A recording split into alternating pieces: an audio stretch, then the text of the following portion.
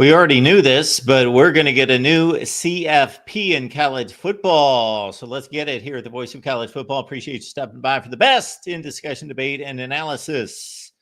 Leave those comments and questions there in the chat. Keep in mind that we are here for at least an hour. Based on your support, we may hang out longer. We'll see. But we want to get to this CFP proposal of 16 teams. And I'm not going to let my opinion out too soon. We'll get to it in just a second. This is the College Football Show. Comes your way every Monday, Tuesday, yes, Wednesday, and Thursday, and Friday, 4 p.m. Eastern Time. And we go late night with you once per week. So that preempts the 4 p.m. show when we go late night, as we did a couple nights ago. Actually, that was last night. We had a members-only late night call-in show. So we appreciate everyone that stopped by. I counted at least, I don't know, there were about 12 or 1,300 people that stopped by the members only. So we appreciate you being here on the members only live stream on Thursday night. All right. We will do more of those in the future. And we also will do, as you can see on the community page, a watch party this month. Pick your game or submit a write-in candidate, and we'll all get together to watch some college football. How about that? We had a whole lot of fun a couple of years ago. We watched the Ohio State Clemson CFP game from 2019, the controversial one, and that was a good time with Clemson and Ohio State fans. We're going to do more of that as long as we can bypass YouTube and its restrictions. As long as I can work away and work through that, it may be kind of a closed forum to a certain extent. We obviously can't do that out in the open on YouTube. I would love to. Shoot, if we could do that, we would be doing that multiple times a week. We just watch college football games and comment and argue and all of that. But there are certain copyright restrictions that would have had me shut down a long, long time ago. But I believe I've got a workaround. Possibly. We'll give it a shot. The last time we did that, during the aforementioned Clemson-Ohio State game, we got a copyright strike for that. So we got a violation for that. So we'll work around it. Hopefully, we'll give it one more shot because I think we got a way to do it. So again, make your vote count. I believe we're serving up two different Ohio State-Michigan games. One Michigan win, one Ohio State win. I wanted to be fair. Then also the legendary Texas national championship win over USC at the Rose Bowl in 05-06. And then I also served up another game, Alabama-Georgia at the SEC not the SEC championship, but the national championship of 2017. And but write-in candidates are welcome, and that should be a heck of a time. That's when I will get into it for sure, watching some football with all of you. So I look forward to that. And if things go well, we will do that once a month with all of you. All right. We will get to the CFP proposal here in just a second. Tukey G's showing up, as is Jackson, of course. The Amazon link's in the description section of the video. If you want this channel to survive, I don't want it to survive. It's surviving right now, but we want it to thrive and succeed and be better than ever. Please get on board with the Amazon link. This is a simple process, folks. Use the Amazon link when you shop on Amazon. If you're already using Amazon, if you use our link, you will experience the same exact thing. Same shopping experience, doesn't cost you a penny. You contribute to the Voice of College Football. Basically, you have Amazon contribute to the Voice of College Football. How about that? Why not force Amazon to give up a few pennies off the trillion at least for us here at the Voice of College Football? Before we get to the CFP conversation today, we want to talk some recruiting. So we got the best in the business to do that. Leanne is stopping by. Leanne, good to see you. Good to see you. I felt like we were just here wrapping up recruiting news from Houston. Of course, there's recruiting never ends. It's 24/7. Evaluation period is heavy. Thick of it. Spring practice is wrapping up. We were out in Houston Wednesday and Thursday recruiting and looking at some top Houston talent. We got some commitments we've been talking about LSU, Mark. We've been talking about USC. We've been talking about a lot of other programs, but in true Lane Kiffin fashion, not only is he celebrating his birthday today, he's also celebrating the new addition, the third addition of another top wide receiver to that 2026 class. And then, of course, it wouldn't be a recruiting trip or the recruiting trail if we didn't have some guys that we're looking at that maybe possibly the Rebels will be looking at. We know that the Texas Longhorns, Texas A&M are on the verge of pulling the trigger on one of Houston's top edges that we got to spend some time with and see yesterday. So going to do a little feature on him and hopefully bring Barber on next week on the show. He said that he would definitely be talking a little bit about his Ole Miss commitment and possibly this other guy that we're going to talk about here shortly. I think, Leanne, before we get the breakdown, we should find out from the chat whether they want you to sing happy birthday to Lane Kiffin. I'm not blessed with a happy birthday voice. I can play instruments, but I don't sing. So I'll just spare everybody that. But happy birthday to Lane Kiffin and one of the best in the business. And coach, appreciate everything that you do out there for the Rebels. And man, like I said, talk about Ole Miss, being in true Ole Miss fashion. We talk about all the SEC programs. They seem to be, all the wins and what they're building. But man, you got to give it to Lane Kiffin and what his staff continues to do. I mean, just within this last week time frame between the portal and top high school blue chip recruits, he's inked a running back. He's inked a transfer quarterback who we broke down on the Move show live from Houston on Wednesday evening, and now another 4-star receiver. Not too far from the SIP out of Spain Park High School in Alabama. Yeah, so I'm just going to say one more thing about that, and that would be that a lot of people that can sing, like, are truly humble, and they say they can't sing, but they really can sing. And so I think I've told you before that you get a great speaking voice. So I'm guessing you're in that camp, but I won't push my luck and press you anymore for that. But maybe we'll get that out of you at some point, maybe with a couple drinks on like a Christmas Eve show or something. I don't know. Well, maybe if I pick up the banjo again, I can do happy birthday on the banjo. I do play the banjo. I just haven't played it a long time. Nice. Yeah, that's a little fun fact. Can't sing, but I can play the banjo and play piano by ear. Yeah, so I would love to learn to play the guitar and the saxophone. My grandmother actually could play the saxophone, and my mom was pretty mean on the guitar and the drums. So we come from a musical background as far as the females in my family, but I just stick to banjo and piano on occasion. That's impressive. And everybody, she can write as well. You can catch her at the Rebel Walk, where she is the director of recruiting, and then also at Cat's Wire covering Kentucky athletics, football, basketball, and otherwise. And here at the Voice of College Football, VOCFB, we just launched our site, and we're so happy that Leanne has, with her busy schedule, I got to tell you, I can't believe how many articles you've cranked out there, like 7 or 8 articles for us. I don't know how you find the time. Well, if you guys, like Mark said, if you haven't had a chance, there's a lot of great writers, a lot of great shows across as far as the content produced here. But man, if you want to look at some great articles with across the board, and it's not just covering the major conferences, we're talking politics and football, we're talking all sorts of things every day. Some great news stories, headlines from conference to conference. We cover recruiting, we cover everything, like I said, and with just a short time, Matt, our managing editor, and the writers there have done a great job in building it. So exciting things to come. I know we have some exciting topics coming out. I mean, headlines every day. So if you haven't checked out our new site, please do. Let us know what you guys want to talk about too. I've already had some recruits, interested in getting profiles and stuff. So a lot of exciting things going on with the new Voice of College Football site. So check it out.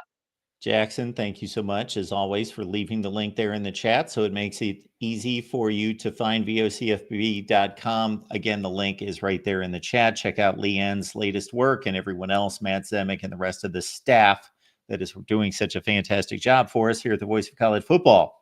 Well, talk about excitement. As you mentioned off the top, Ole Miss is in good shape and bringing in more wide receiver talent for the 2026 class out of the state of Alabama in one Corey Barber.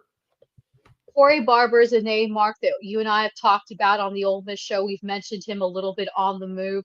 This is a kid that, had a lot of top teams in the SEC. Miami was one of those teams outside the SEC that was really making a push, like many other teams, for his services. Tennessee, Alabama, Georgia were amongst the other SEC competitors vying for a visit. Barber is fresh off a visit. We had the opportunity to talk with him post that visit, and then we've also had the opportunity to talk about him. And just, before I get into what Ole Miss is getting with this another highly productive receiver out of Alabama, um, I think that we talk a lot about relationships and recruiting, and as much as we talk about the fit as far as the football X's and O's, that Barber definitely will bring a unique dynamic, and Ole Miss can provide for him on that. And I think when it came down to it, when we talked to Barber during his official visit and following his commitment, it really came down that Ole Miss made him feel like a priority. Coach George McDonald, or GMAC, Coach GMAC as he fondly calls him, he said from the moment that he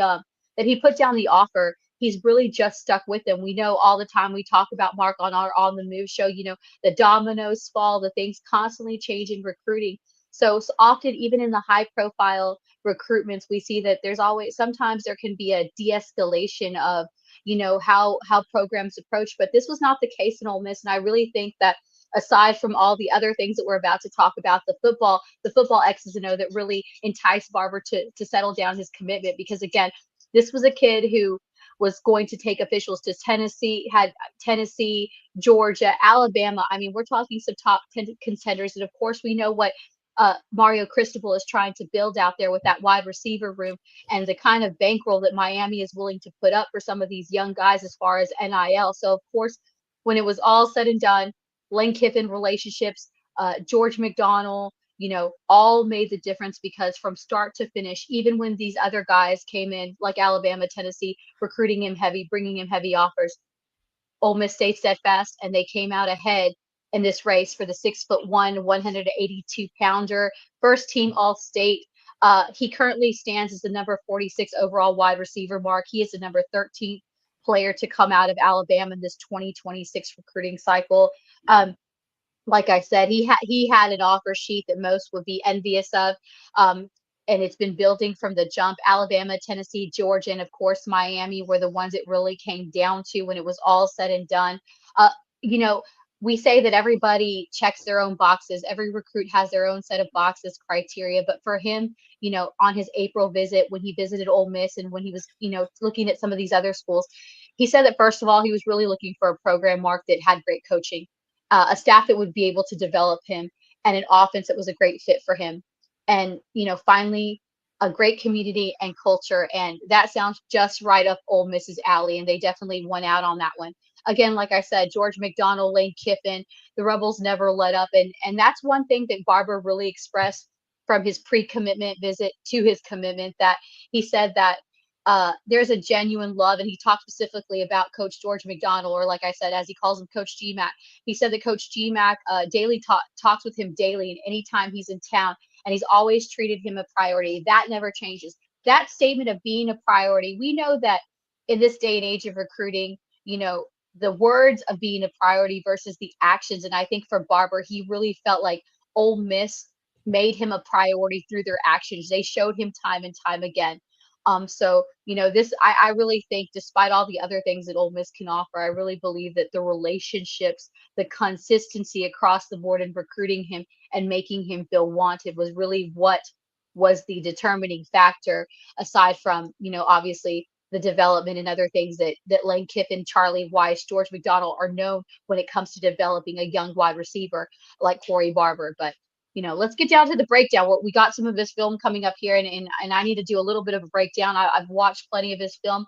I see this is a kid that I've seen in action, of course, at the OT7 with the Coastline Stars. One of Louisville commits, QB Briggs Cherry was one of Barber's key targets on that, for the Coastline Stars, on that OT7 scene and that 7-on-7 scene. This is a kid to set the tone. I have my notes here for my column. I said, if you've ever seen someone effortlessly eat up space as they go into the deep down third territories, Barber's that guy. He possesses remarkable short area quickness that transforms into a threat when you're talking about the run after the catch, Mark. when he has that opportunity. And like I said, I've seen this firsthand. And during his junior season, I mean, man, he had a jaw dropping junior season. Just looking at some of his numbers for those who like to break down the numbers and evaluate.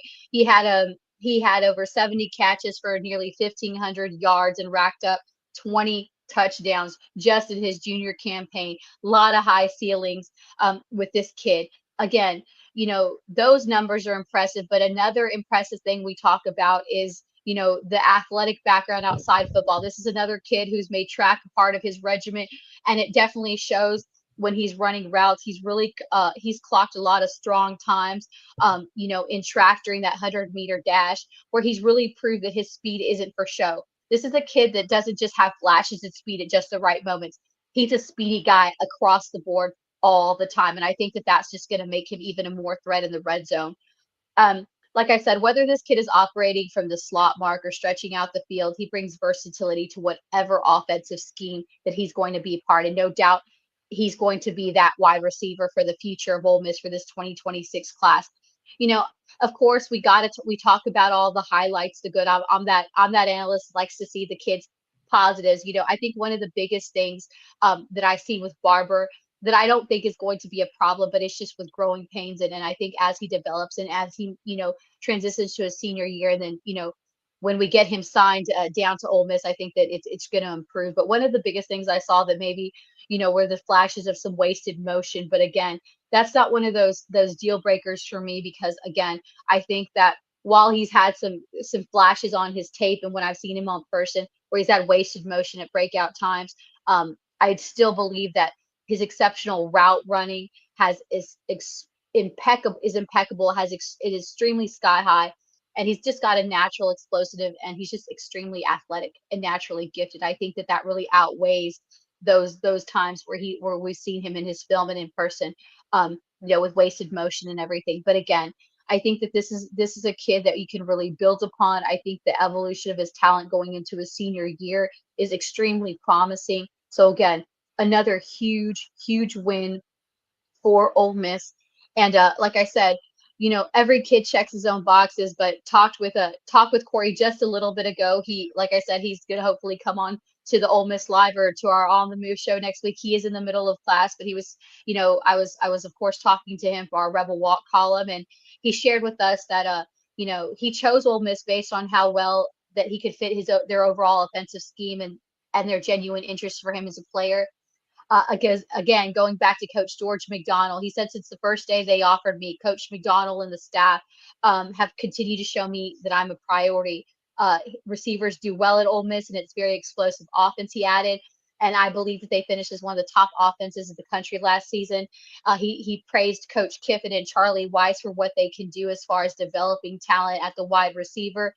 And all in all, when it was said and done, he said that they all made me feel at home, coaches and players as well. And he left it with a hotty toddy. So again, a huge win for this wide receiver. This is number 3 wide receiver that Lane Kiffin is adding, the third player that he's added between the high school recruiting trail and the transfer portal that's really going to boost this offense. So again, Ole Miss may not be on the headlines when it comes to recruiting like some of its other fellow SEC components, but make no mistake about it. Lane Kiffin and his staff are making big moves in silence to help head off in this off season. As I don't know how many days we're officially away, but of course we know we just wrapped up spring ball. But again, we're just a couple weeks away from off season and those preseason workouts. So a lot again, big win in this 2026 class for Lane Kiffin and his staff. I would like to clarify something concerning the reporting, not necessarily about Corey Barber, folks, because you could go out there and you could go to 50 different sites or YouTube channels and you would hear quotes, and those quotes would be coming from Rivals or 247 or On 3. So just to be clear here, Leanne does all of her own work, does all of her own reporting. She builds relationships with the recruits. So all these quotes for everybody that she discusses, everybody she talks about, everything she breaks down are coming directly in her conversations with the recruits. So those aren't ripped off of 247 or somewhere else. So I just want to clarify that for everyone. Leanne's a pro, and we are glad to have her here at the Voice of College Football, of course. And again, catch her writing at Cat's Wire and Rebel Walk. It's most easy to just follow her on Twitter/X right there. All right, I'm going to leave the pronunciation of the next name to you. I know it's an athletic family for sure because of everything that you've told me about an NFL dad, a track star mom, and so forth for an edge rusher coming out in 2027.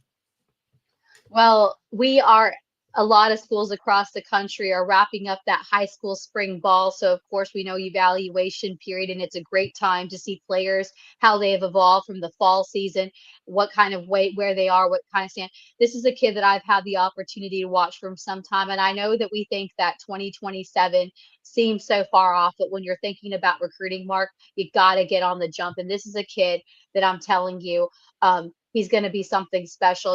Aside from what I've watched on his film, I've seen him in several, camps this off season, and I had the opportunity to get to see him a little bit yesterday practice over at Langham Creek down in Houston. We know that the Lone Star State, Mark, has a plethora of top talent. The DFW area, Houston, is where I spend my time. But I'm telling you, there is something in that Houston water. And I'm not just talking about the metropolitan area of Houston. I'm talking about driving 20 miles out, 30 miles out, around Spring, Texas, where Langham Creek is, to Legacy Sports and Science School, which I did not make it to yesterday thanks to that Houston traffic. I actually left Ezekiel Ayambile's practice. I will get that right. I've been practicing it. His mama was so kind to make sure that I asked her, I was like, I need to know how to pronounce the last name. But anyway, this is a kid that is just really special and checks off all the boxes again. Where do I start with him? I mean, he's just physical. There's some clips that we pulled up yesterday. Of course, they were transitioning the teams. You can only take away so much for spring practice, but this is a kid that is extremely physical. He owns the edge. He's already at 6'3". Like I said, he's got athletic bloodlines. Both his parents, were athletes out at Virginia Tech. His mother, Sierra, ran track there. His dad is a national legend, Wayne Brown, NFL tackle. Again, this is a kid that he just screams, he inks, he's physical. Some of the offers that he's already have, get on the board early. I can't say it enough. Ole Miss, you know how I feel about this kid, just watching him and seeing. But some of the offers, of course, we know the teams that are already on board are Houston, Virginia Tech, hoping to bring his legacy background back over there to Blacksburg. TCU, Texas Tech, and Baylor, some of the fresh new offers. He's ranked he's a 4-star already across the board. Rivals just named him with that 4-star. As far as rankings, he's at 182 nationally overall in this 2027 class. He's the number 23 edge in the country and the number 31 player to come out of Texas. Now, who's the SEC school? And my question, after talking with this camp, after talking with the family, is going to pull the trigger. We know that the Texas Longhorns are very, very much interested in this kid. They have yet to pull the trigger, just like in recruiting.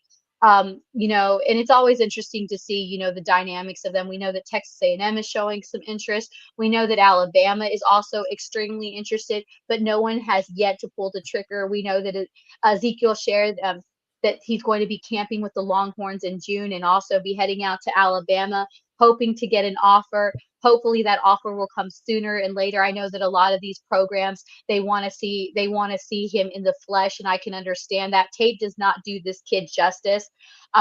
He's just one of those kids that's just versatile.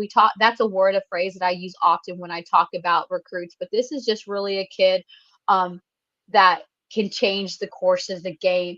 He's a player that already stands out to me. Yesterday when I watched him in practice, of course they go in with the first team where he plays, and they bring in the second team and the third team. But every time you see him, he's out there.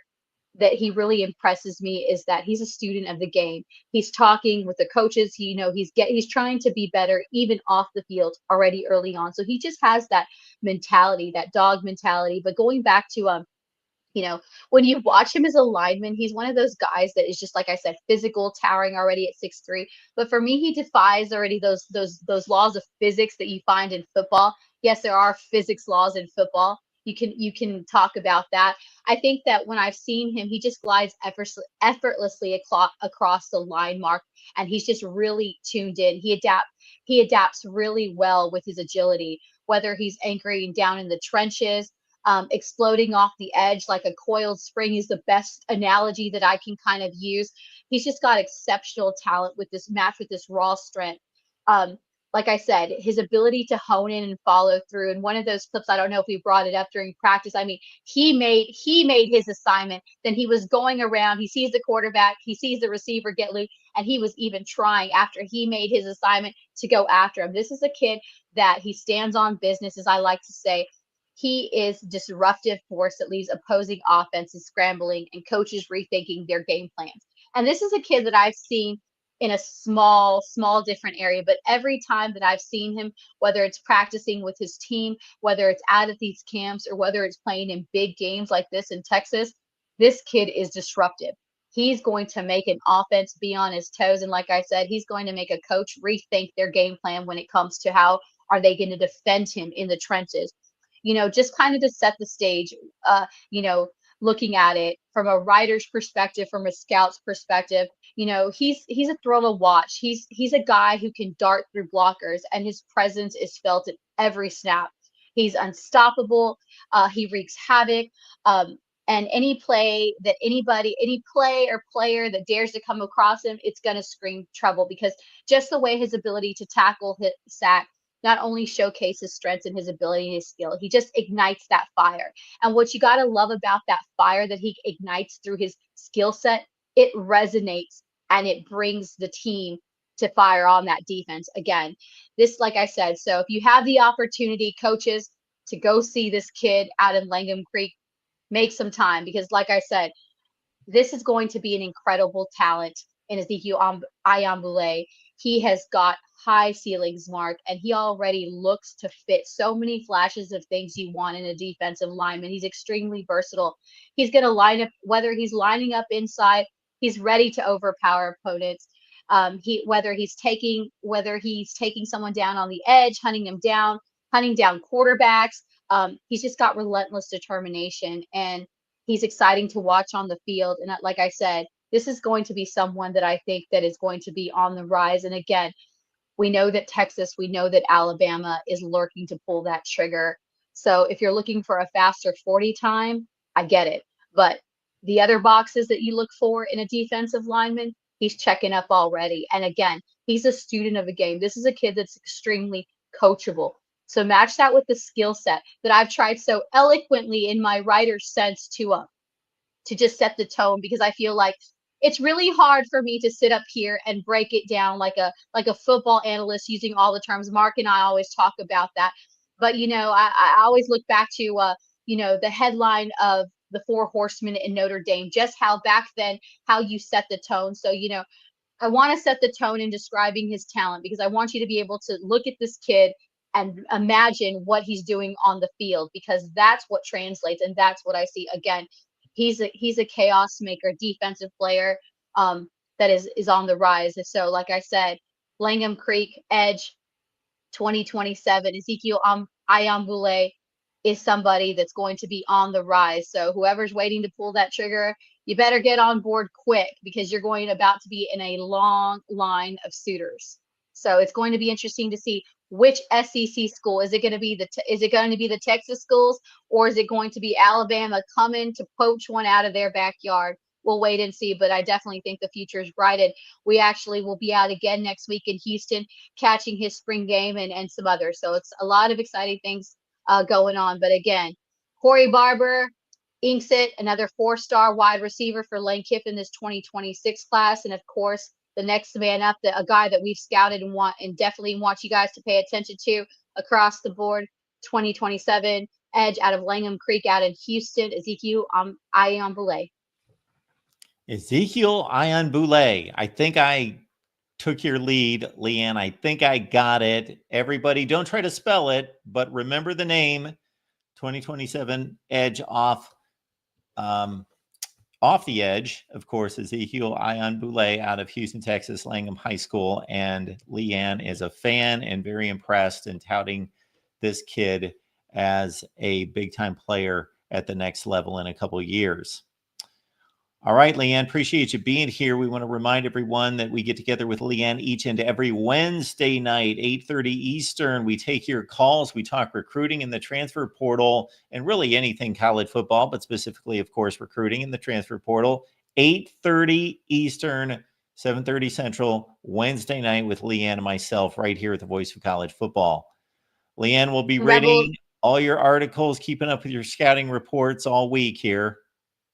Appreciated for all the Rebel fans that next week, like I said, God willing, tune in because we will probably have Corey Barber, new Ole Miss commit on the move, talking his recruitment and kind of breaking down what ultimately led him to Ole Miss and what set it apart as far as beating out, like I said, Tennessee, Alabama, and Georgia. But happy birthday, Lane Kiffin! There's a lot to celebrate, and hotty toddy. Thank you, Leanne. Good to see you. Thanks for dropping by and dropping the knowledge. Always a pleasure. Again, you can follow Leanne at Twitter. You see the Twitter handle throughout the show. And again, Cat's Wire and Rebel Walk. But most importantly, here at the Voice of College Football. All right, let's get to the matter at hand that most of you have been waiting for in regards to the college football playoff format change that is pending. It's a done deal. It's going to happen, but it's pending to a certain extent. Now, I did not see this in regards to any of the major platforms, whether that's CBS Sports, Yahoo, ESPN, Fox, any of those. I tried to come up with the most unbiased article to go through because we really don't care about anyone's opinion. We just want the reporting and the structure of the playoff that we can then respond to. And really every article that I found had some kind of team or conference slant to it. So let's see. The best I could do would be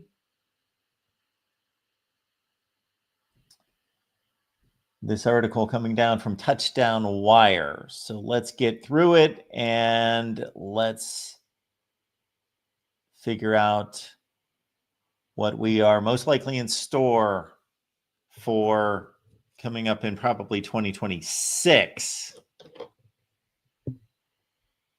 And of course, leave your comments and questions there in the chat. And I have left a link there in the chat as well if you want to give me a call. But let's work through this first. Thank you, Sid Irish. Good to see you, man. Here we go. The CFP could soon see a major overhaul, with the Big Ten and the SEC gaining momentum for a 16-team bracket starting in 2026. According to Ross Dellinger of Yahoo Sports, Power Conference commissioners met in New York. That would be yesterday, Thursday, May 8th, to discuss future CFP formats, and the 16-team model is picking up steam. This comes just 1 year after the CFP, of course, expanded to 12 teams. People say college football is becoming like the NFL. Maybe college football should become like the NFL in this one way. Figure out a good playoff system and stick with it for at least 15 or 20 years. So we had the 14 playoff for 10 years. Looks like we're going to have a 12-team playoff for all of 2 years, and now a 16-team playoff. So the tweet coming in from Ross Dellinger reads, the 4 Power Conference commissioners held an in-person meeting in New York to discuss several issues, including a future playoff format. The Big Ten and the SEC control the future format. We already knew that in terms of multiple AQs, automatic qualifiers for their conferences. Okay, under the proposed 16-team bracket, the SEC and the Big Ten would each secure 4 automatic bids, reflecting their dominance in college football. The ACC and the Big 12 would receive 2, while the group of 5 would get 1. That's 4, 8, 10, 12, 13 of the 16, leaving 3 at-large berths to round out the field. Dellinger also noted the potential for interleague play-in games where, for example, a conference's third-place team would face its sixth-place team to determine playoff eligibility. This idea aims to add competitive balance, but has sparked debate about fairness. As well it should. It's interesting. It's intriguing. It would create a ton of interesting matchups at the end of the season. But in regards to fairness, this is where not the selection committee, but the committee that's working on this playoff format comes into play, because they basically need to take every season from the last 20 or 25 years and run it through the grinder, and then see how college football has changed because of the various conference affiliation changes, and project forward and run all sorts of simulated seasons to figure out where are the potholes. ESPN's Pete Thamel reported that 16 teams is emerging as the preferred number, though no final decision was made at the meeting. The current ESPN deal ends in 2026, aligning with the timeline for these changes, and a new extension will kick in afterward. The Big Ten and the SEC, which hold significant sway, will likely finalize the format at their spring meetings later this month in Destin. Pete Thamel tweets, the Power Four commissioners meeting today in New York. Sources say there's a continued focus on the 16-team playoff. Really, he's saying nothing beyond what we already know. The 12-team format, while a step forward, has already drawn scrutiny. Big 12 Commissioner Brett Yormark, who initially supported it, cautioned against artificial championships created by too many automatic qualifiers, emphasizing that teams should earn their spots. That's an oxymoron by Brett Yormark. The automatic qualifiers earn their spots. They are the ones that do earn their spots based on objective criteria. Whew! CFP Executive Director Rich Clark added the commissioners have been exploring various ideas for months. Expanding to 16 teams could intensify scheduling conflicts with the NFL in December, and that did not work out well for college football this past year. Clemson, Texas, and SMU and Penn State played opposite NFL regular season games and got annihilated, like 3-1. So again, conflicts in scheduling with the NFL, as it would add four more first-round games. Many changes could be in the future, including the discussions about a 9-game SEC schedule. College football's postseason evolution continues to spark heated debates. I would advise college football to be playing Thursday night first-round games. Thursday night first-round games. So that's it right there. That's all of it. What do you guys think? Give me a call. The link is in the chat, and I will give you my preliminary thoughts. What I need to do is obviously go to work on this and figure out what this would have looked like in previous years with the 16-team format, but then also break it down and try to find the cracks in the system. Right out of the gate, I hate automatic qualifiers that are not conference champions. That is deplorable, stupid, moronic, corrupt. What other terms can I put on it to drive home the point? It's stupid, dumb, moronic, that you're not having teams earn the playoff spot. If the Big Ten is really that good, if the SEC is really that good, the teams will earn the spots anyway. This minimum requirement of 4 from the SEC and 4 from the Big Ten is probably going to happen anyway. But why push it? It's not necessary. I understand why the SEC and the Big Ten want to do it. On the surface, they just want to guarantee 4 spots, but it goes beyond that. They want to be able to toughen up the schedules. They want to make more money by presenting more marquee matchups in their conference seasons. Tony Petitti was only in the job for a couple days, and at the time when the 12 and the 14 team playoff models were being proposed and evaluated, Tony Petitti gave us all we needed to see, all we needed to know when he made the statement, we are going to, in the Big Ten, we are going to emphasize and we're going to increase more competitive conference games starting in late October, running through November within our conference. The best teams, the most elite teams in the Big Ten, according to Tony Petitti, will be playing more often. So the initial thought by me was, that's going to make it more difficult for those teams to make the playoffs. But then he, in his next statement, said, but our goal is to enter more teams into the CFP. And I thought, well, those, based on the current system at the time, are contradictory. We're going to have our better teams and our more elite teams play more often. That's going to sag and drop and drag down the records. Therefore, there's going to be less playoff teams selected out of the Big Ten. But this solves that. This is exactly what he led us to a couple of years ago when he made that statement. That we're going to fix it. We're going to make it automatic. We don't care if the entire Big Ten goes 8-4.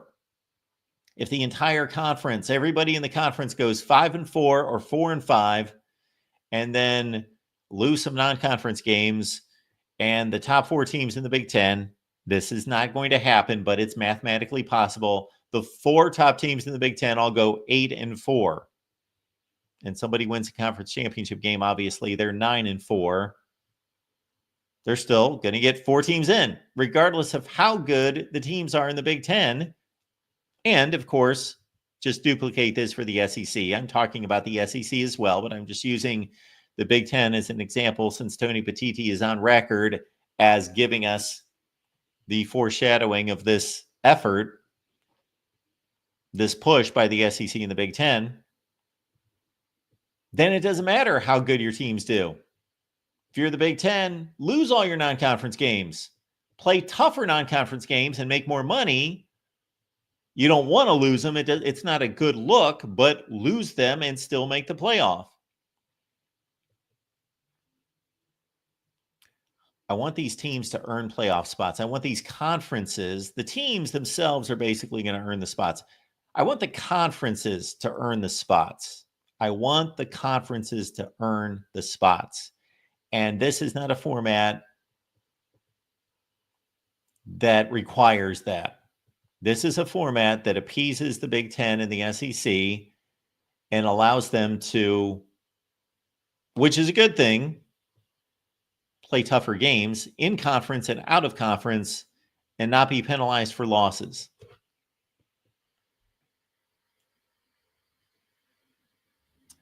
Edward says it's like the AFC and the NFC, and that's been said by many people at many times. Now it's becoming more and more like that, but of course it's not the AFC and the NFC because there's no Big 12 or ACC or Notre Dame or Group of 5 teams involved in the NFL. But your point is well taken. We are moving in that direction.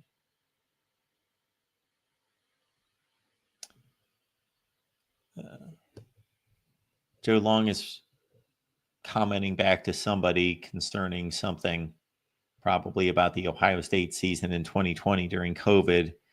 They actually only played, Ohio State only played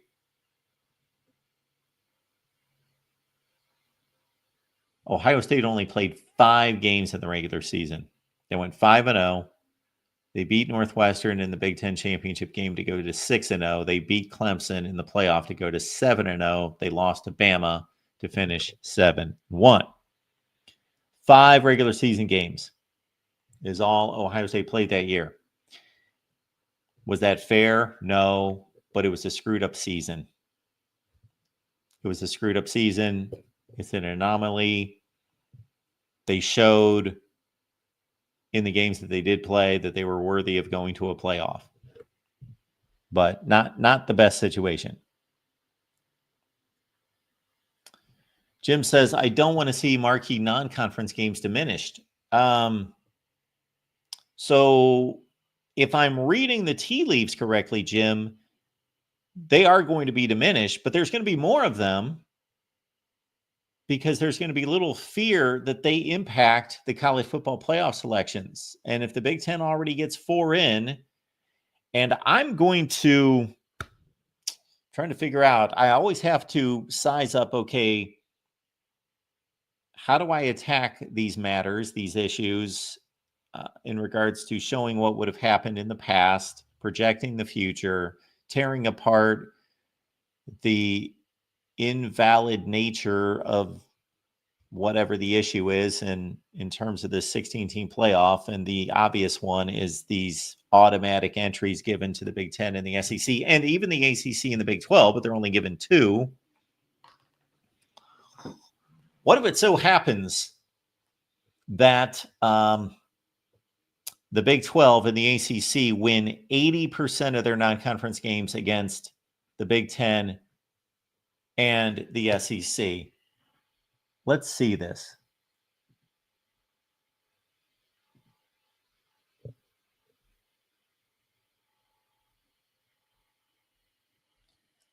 We're not going to be ridiculous here, but let's lean in on the Big 12 and the ACC here. This is this season's schedule. Okay, let's go to the big non-conference games. And let's say the best teams in the Big Ten, the best teams in the SEC are the teams that we expect them to be. You know, it's going to be a Georgia, Texas, LSU, Texas A&M, Alabama, Tennessee push in the SEC. Those are the teams, South Carolina maybe, that are going to contend for playoff spots. In the Big Ten, it's going to be Michigan, Oregon, Ohio State, Penn State, possibly USC or Iowa, maybe Illinois. Okay. So let's go to the games that matter based on our expectations. Okay, so on Thursday, we've got nothing. On Friday, we've got, okay, let's say Baylor beats Auburn. Would that shock anyone? Baylor beats Auburn. And even though Auburn's not going to be contending most likely for a CFP spot, especially if they lose to Baylor, if they're not good enough to beat Baylor, it's still not a good look for the SEC, and it's still a feather in the hat of the Big 12. So Baylor wins over Auburn. That Colorado-Georgia Tech game, since those are the 2 have-not leagues, it doesn't matter who wins that game necessarily, depending on how everything else plays out. So we've got a win for Baylor, the Big 12, over Auburn of the SEC. Florida State beats Bama. Okay. Clemson, which is going to be a favorite at home in their Death Valley, beats LSU. So far, we've barely reached Saturday of the first weekend of the season, and we've got a Florida State win over Bama, we got Baylor over Auburn, and we got Clemson over LSU. Now, for all 3 of those to happen, the odds are quite a bit against that. However, that's not unreasonable.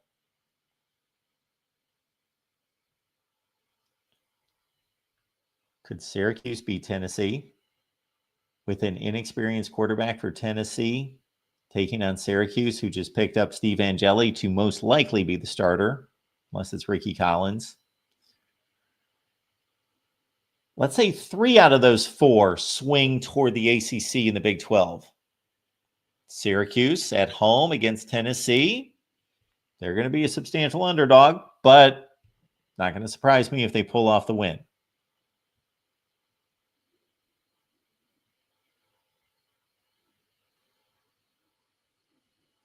Utah, UCLA, minimal impact there.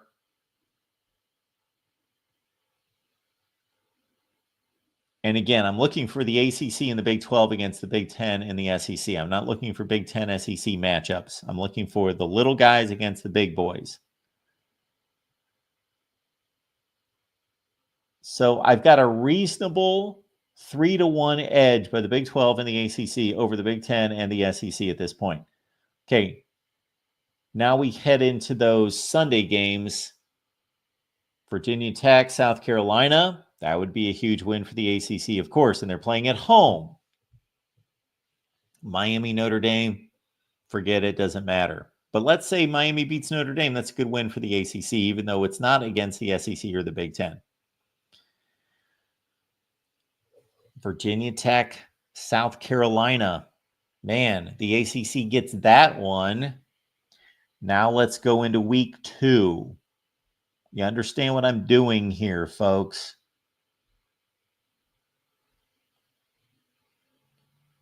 Who else do we have?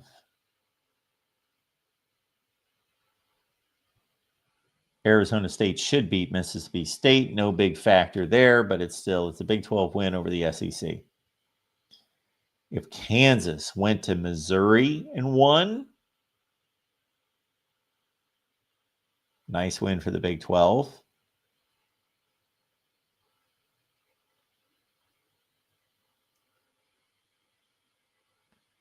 I think we've got a makings of a video here.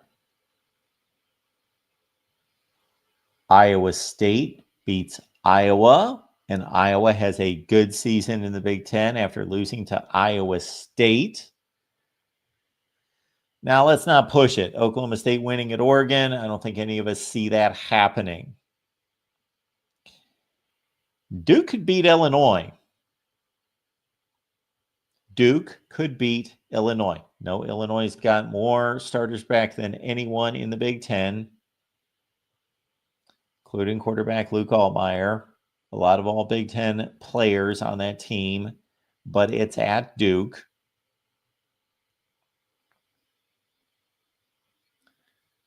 Where else do we have the little 2 going up against the big 2?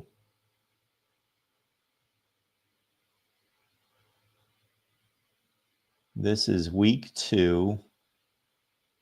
Okay. We should have some in week 3 as well. Possibly.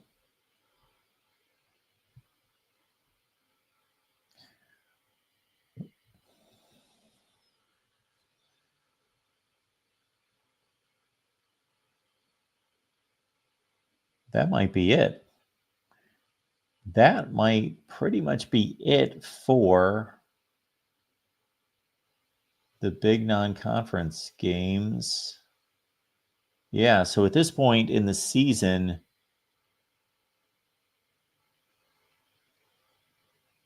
Minnesota Cal, that'd be a decent win for the ACC. Nothing substantial, but let's say Cal wins at home against Minnesota. Tough trip for the Gophers to go out to the West Coast.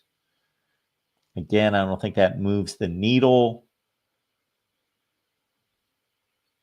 And I think we've hit on everything involving the Big Ten and the SEC against the ACC and the Big 12, other than the final weekend of the season, where we, of course, have those matchups where we've got the ACC taking on the SEC. Let's say South Carolina beats let's say Clemson beats South Carolina. And South Carolina is a good football team. They're a top 15 or 20 team in the nation. Clemson wins that game. Georgia Tech, let's not push it, even though Georgia Tech did take them to 8 overtimes this past year. Louisville, Kentucky, the ACC should win that game. They should. And then the other ones, Florida State. Let's not hold out for the ACC there. What I am pointing out is that we've got this moronic proposal that is completely stupid, idiotic, but the Big Ten and the SEC have the power, the authority, the money, the resources, everything is on their side, and the leverage to pull it off, to force 4 entries by each league instead of letting the season just play out, letting the College Football Playoff Committee do its job and select the 16 best teams, or basically with 5 conference champions selecting the 11 best teams that did not win a conference. When I just showed you right there that there are going to be about 10 games slightly more, 10 to 15 games, where either the ACC or the Big 12 is playing the SEC or the Big 10. And it would not be a shock if the ACC and the Big 12 won the majority of those games. And that should help them in their playoff bids, winning the games on the field. All right. Do appreciate you being here at the Voice of College Football. I have said my piece for now.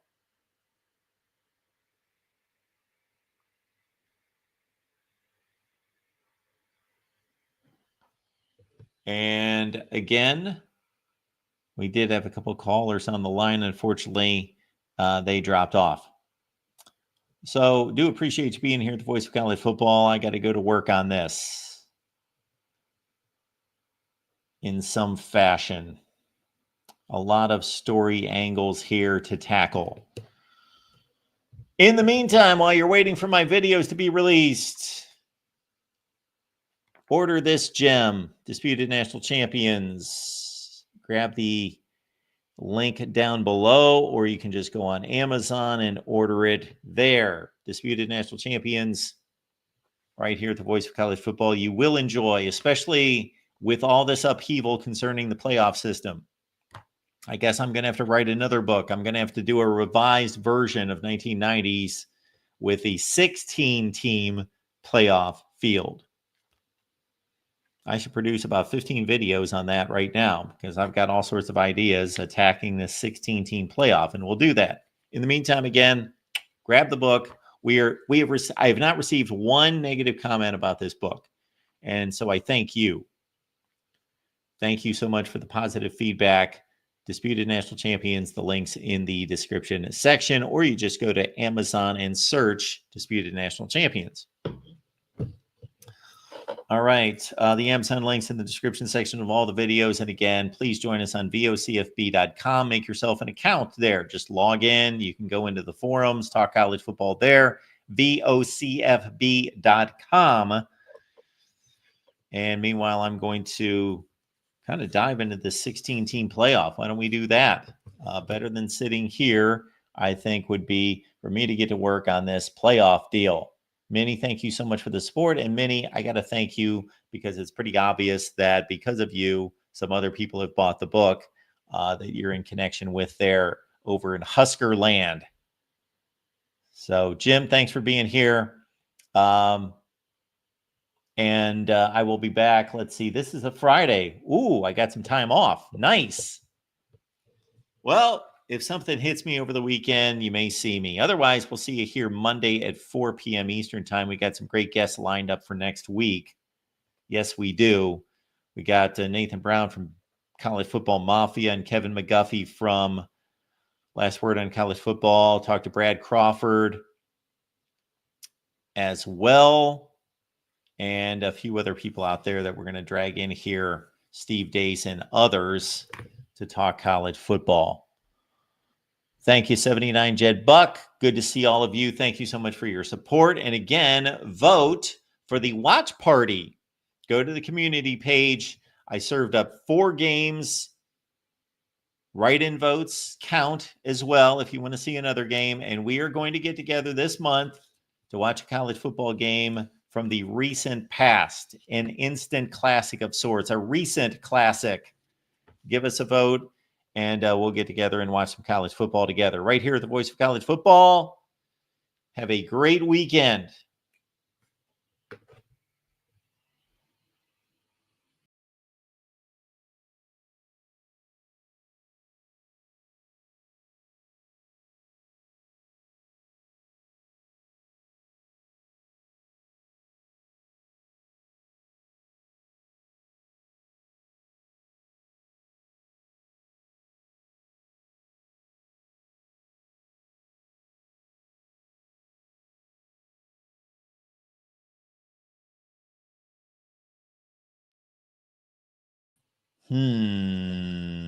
Michael's got a comment here. I don't know off the top of my head until I run through it whether it's accurate. but we don't let anyone get away with anything here at the Voice of College Football. So if you make stupid comments in the comment section, we're going to catch you. Michael, I'm not saying that you did, I'm saying that it's possible. Okay. Michael is saying the ACC conference has beaten up on the SEC conference for 2 years on the field, but somehow everyone in the media talks through it as if it doesn't matter. Well, it matters to me.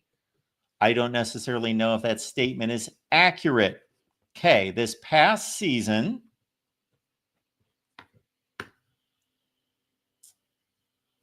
let's go through the SEC teams.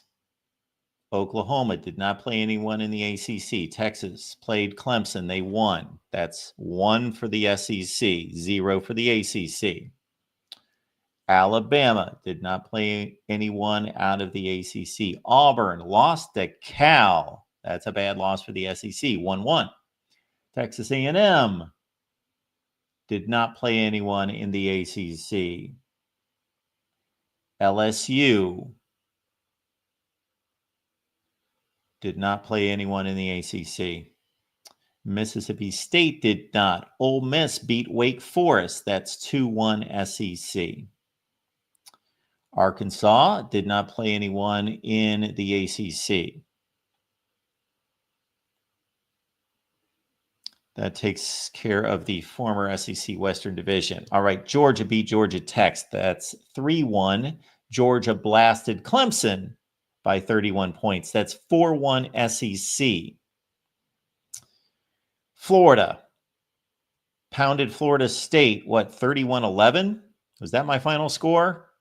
Do I get a gold star on my forehead for remembering that score? I think it was 31-11, Florida State. That's 5-1. Louisville trashed Kentucky. That's 5-2 SEC. Vandy defeated Virginia Tech and Georgia Tech. That's 7-2 SEC. Tennessee beat NC State 51-10. That's 8-2 SEC. South Carolina beat Clemson. That's 9-2 SEC over the ACC last year. Who we missed? Anybody else? Georgia, Tennessee, Florida, Kentucky, South Carolina, Vandy. Missouri beat Boston College from the ACC. 10-2 SEC over the ACC last year. This is why you got to be careful here at the Voice of College Football what you spew in the comment section. 10-2 SEC over the ACC last year. Michael, your comment makes no sense. I have just refuted your comment right there. Cancel it. It is not factual. Michael, you're better than that. You're a huge football fan. Stop spewing propaganda that is false. SEC 10, ACC 2. Did I miss any games? Did I miss any games, anyone? Did I miss any games? I do not believe. I think I went through the Rolodex. I think that's all 12. Okay, we'll do. Well, you're going to have to make up a lot to get to overcome 10-2. Okay, the previous season. This should be fun. Again, your statement was the ACC has beaten up on the SEC for 2 years. So I've already refuted that. We don't even need to go through 2023, but I will. You say the ACC has beaten up on the SEC for 2 years. Winning 2 out of 12 games is beating up on the other conference? Okay, you're obviously, you should be retracting that statement. I'm retracting it for you to save you some embarrassment. Okay, the previous season, Alabama, nothing. Auburn, nothing. I'm going back to 2023. This is going to take a little bit more brain power here. Alabama, Auburn, Texas A&M, nothing there. Mississippi State, nothing there. Ole Miss, Who did they play non-conference in 2023? 2023. So Florida State beat LSU. There's one. One for the ACC. Florida State beat LSU in 2023. Okay. Ole Miss, Mississippi State, Arkansas. Of course, Oklahoma and Texas were not in the SEC, so forget them. Okay. Georgia beat Georgia Tech and Florida State. 2-1 SEC.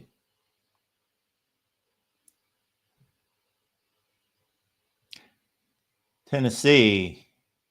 I would have to double check. Did they play Pitt in 2023? Who'd they play outside the conference in 2023? Can we go back to the previous season?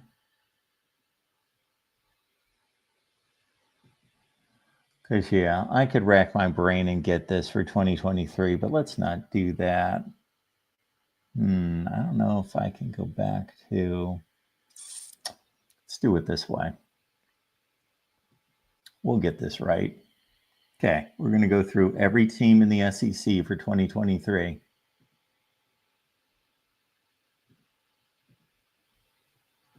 Starting with Alabama. In 2023, they did not play anyone in the ACC. Auburn played Maryland in a bowl game, so they didn't. They lost. They beat Cal, but Cal was not. That's right. Cal was still, of course, in the Pac-12, so that's not a game there. Auburn, Alabama, Arkansas. They didn't play anyone in the ACC in 2023. No, they did not. LSU, again, the aforementioned loss to Florida State is right there. And that's 0-1 in favor of the ACC. Mississippi State, they didn't play anyone in the ACC that I can recall in 2023, but we will see. 2023, they played Arizona out of conference. So no games there. Ole Miss, they didn't play anyone in the ACC that I can recall that previous season. Oh, yes, they did. Ole Miss trashed Georgia Tech. Yes, I remember that game, 48-23. So we got a 1-1 tie between the ACC and the SEC. And let's double check Texas A&M, although they did not play anyone. They played Oklahoma State in a bowl game. Oh, they lost to Miami. So 2-1 ACC. So Miami beat Texas A&M, 2-1 ACC so far. Let's go to Tennessee in 2023. They had a couple recent games against Pitt, but that was not in 2023, but they beat Virginia. So that's 2-2 right there. 2-2 right there. Florida State. Of course, Florida State's going to win this game against Florida. So it's 3-2 in favor of the ACC. Vanderbilt in 2023 lost to Wake, 4-2 ACC. We still have to go to South Carolina. They would have lost to Clemson. It's right there. So 5-2 for the ACC. They also lost to North Carolina, 6-2 ACC in 2023. Let's go to Mizzou. Again, it's 6-2 at this point. They did not play anyone in the ACC. We've got the Kentucky game. They lost to Louisville, correct?